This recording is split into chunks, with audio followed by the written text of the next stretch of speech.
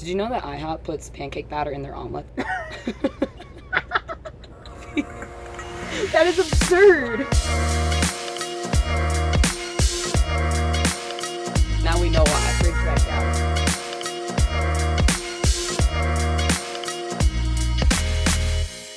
Savannah McCaskill, thank you for joining us in the Cooler Conversations. Yes.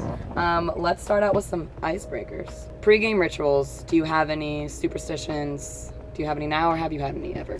I feel like in college I used to be a little bit more superstitious as far as like doing the exact things. Yeah. But then when I turned pro, I realized that a lot of those things are out of my control. Okay. And then it was like, flustered. Oh. And so the only thing I do now is I always eat pancakes on game days. Yes. And my left shin guard goes on before my right shin guard. Still to this day. Still to this Of course. day. Who would do it the opposite? It's Right.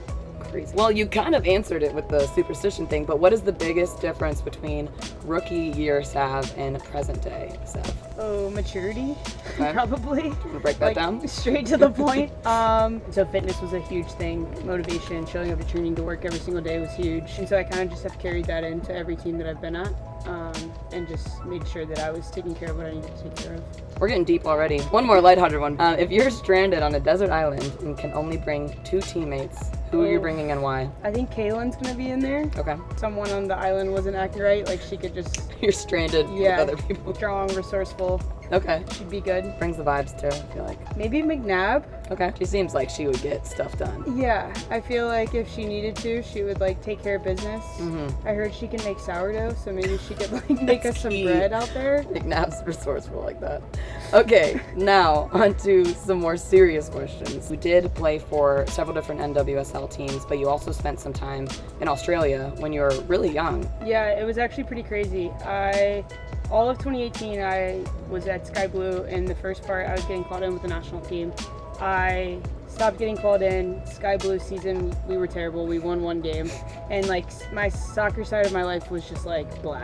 I like wasn't having fun, wasn't really enjoying it. Was kind of like, do I really want to do this? Yeah. And I got a call from Sophia Huerta that I had played with on the national team, and she was like, I'm going to play in Australia. Sydney needs another midfielder or striker, and I gave them your name. Are you interested?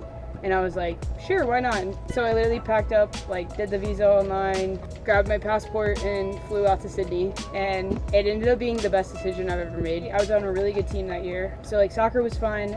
Yeah. All of us got along really well. Like got to explore Australia for the first time. And it was just like ended up being a really good experience. Yeah. But it came out of like nowhere. Yeah.